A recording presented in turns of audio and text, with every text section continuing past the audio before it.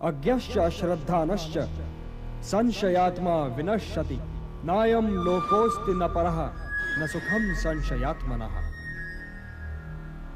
जो अज्ञानी हैं, जिनमें श्रद्धा भाव नहीं है, जो बात बात पर शंका करते हैं, संशय युक्त हैं, वे तो नष्ट हो ही जाते हैं और उन्हें ना इस लोक में सुख मिलता है और ना ही परलोक में।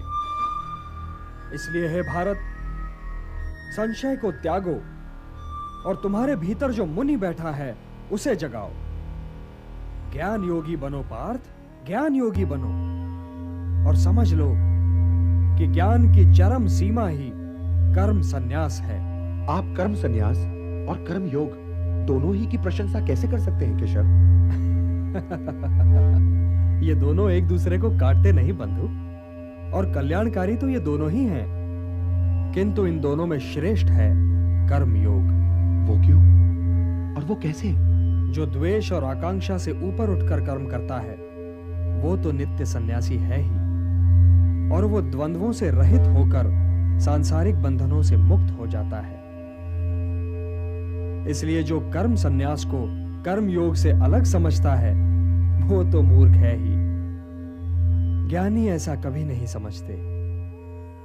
कर्म त्याग तो वास्तव में निहित स्वार्थ के त्याग का नाम है पार्थ। इसलिए कर्म योग के बिना कर्म संन्यास की प्राप्ति हो ही नहीं सकती।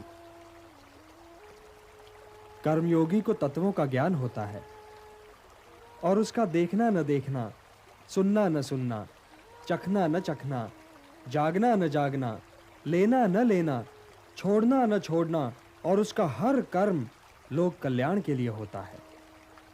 और इसीलिए वो पाप से बिल्कुल वैसे ही अलग रहता है जैसे कमल जल में रहकर भी जल से अलग रहता है।